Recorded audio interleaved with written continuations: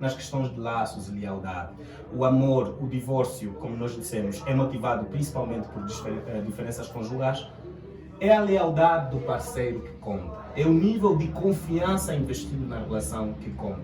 E isso não se obtém apenas por fomentar o capital que existe entre o par. Isso se obtém de muitas outras formas. Portanto, quando nós entendermos isso, o dinheiro vem apenas para acrescer. E nós vamos conseguir perceber que é possível, sim, estarmos com o nosso namorado na condição em que ele está, ajudar para que ele se projete, para que ele se emancipe, mas não vamos exigir o impossível, como acontece na semana do IBAN. Ele ganha 50 mil, a namorada pede exatos 50 mil para bancar as suas despesas. Porque não tem maturidade. Não me parece um jogo. Não me parece existe muito um jovem que vai ludibriando, né? Sim, que muitas das vezes não diz à pessoa amada o quanto ele ganha.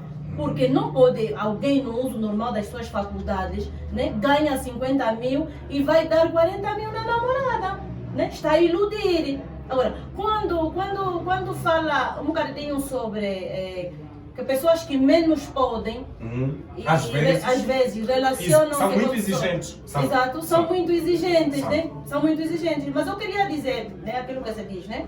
Nós ainda vivemos no tempo das cartas. Eu ainda recordo-me que alguém me fez uma carta e disse assim, é que eu quando te olho, os teus olhos parecem o luar no momento mais alto, assim expressões muito lindas, né?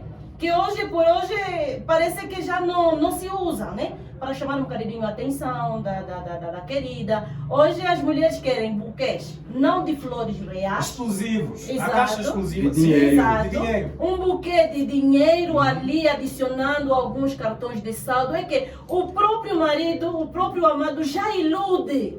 Já está assim que eu poderei te dar muito mais que isso. Mas não, teve que pedir dinheiro ao Elson, fazer um fiado, ao David, aos outros, para então agradar. Então, eu gostava que cada um de nós, né, os mais jovens, mostrassem às pessoas com quem vocês querem construir um futuro, né, aquilo que vocês são na realidade. Se você ganha 50, você dá 40, você fica com quanto? Entretanto, também não é proibido a gente se apaixonar por alguém que é da mais alta sociedade, né? Apesar de que muitas isso vão... seria exploração mesmo, né? Receber 40 mil de alguém que ganha 50. Mas que existe muito jovem que faz isso. Né? Que não diz realmente Estamos a aquilo dizer que que estamos ganha. com 80% do salário dele. 80 e 85%. Só porque vamos à casa dele às 14. Exato. Por um dia você é capaz de oferecer 40 e você tem 45 dias à espera do outros 50 para depois dar mais. Assim não funciona. Entretanto, o amor não... Né? Entretanto, eu posso me apaixonar com alguém da mais alta sociedade. Alguém da mais alta sociedade pode, de certa maneira, apaixonar-se por mim e que não é mal. Entretanto, a gente muitas vezes tem muita mulher que não vai no relacionamento por fome.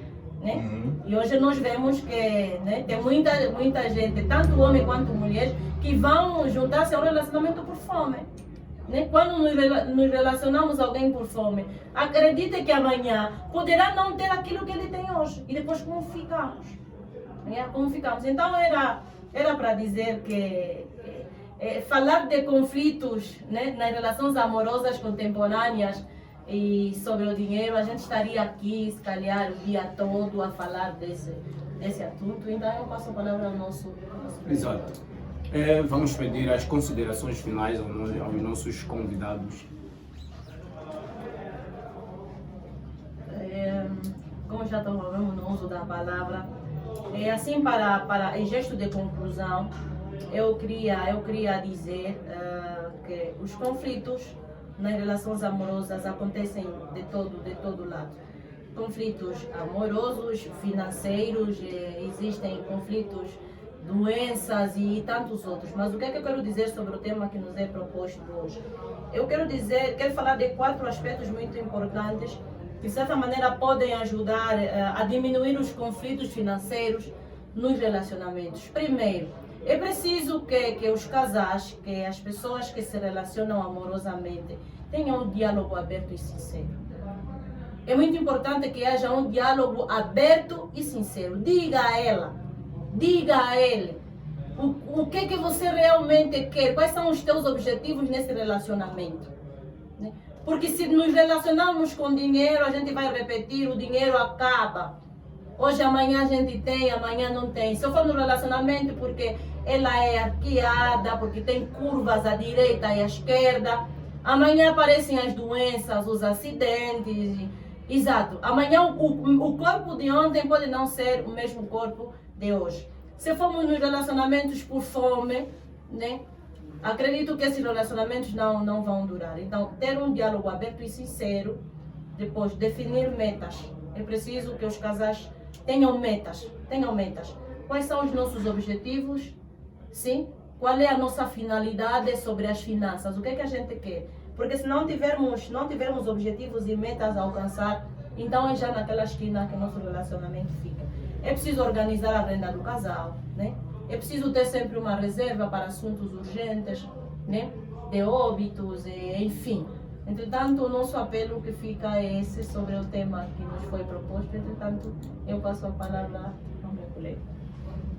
Sim, maioritariamente com os jovens, porque o nosso grupo-alvo nessa transmissão é essencialmente essa camada e seguramente muitos deles até sem lares constituídos ainda, não é? E para eles nós diríamos que é preciso manter a calma. Perguntaram a Michelangelo como é que ele conseguiu esculpir de uma pedra de mármore a bela estátua de Davi, e ele chegou a dizer: não, ela já estava lá, eu só a trouxe, o meu cinzel só serviu para revelar que ela já estava lá, a arte já estava lá. Portanto, é preciso entendermos que existir, que é a condição em que os humanos se encontram, do latim existere, significa estar fora de. Ou seja, o ser humano é alguém que luta sempre para vir a ser alguma coisa. A namorada ou o namorado, o noivo, tem que gostar do seu par, nós temos que gostar dos nossos pais em função daquilo que prometem ser. E não olhando muito para aquilo que eles são. Por quê? Porque o que é deixa de ser e vai passar a ser outra coisa, e isso continuamente. Portanto, é o que a professora aqui já acabou de dizer. Depois, existem também outros elementos que é não nos pautarmos muito naquilo que nós vemos, principalmente nas redes sociais. Quem recebeu o presente mais luxuoso, quem é que recebeu um carro, a Sarah Cook a fazer muita promessa, e as estatísticas de jovens. Tivemos a morte de um músico gospel, tivemos ontem a peça no Fala Angola de um jovem que morreu porque brigou com a namorada que exigia que ele pagasse o táxi para ela voltar para casa, e infelizmente o jovem não conseguiu, foi detido, e daí a detenção resultou numa bala apanhada enquanto tentava escapar da esquadra por um polícia inexperiente. Portanto, estamos aqui a dizer que esses conflitos amorosos em relação ao dinheiro acabam por ser depois perigosos mesmo. É legítima a ideia da namorada achar que o namorado deve dar alguma coisa, deve patrocinar certas necessidades que a namorada. Isso é legítimo.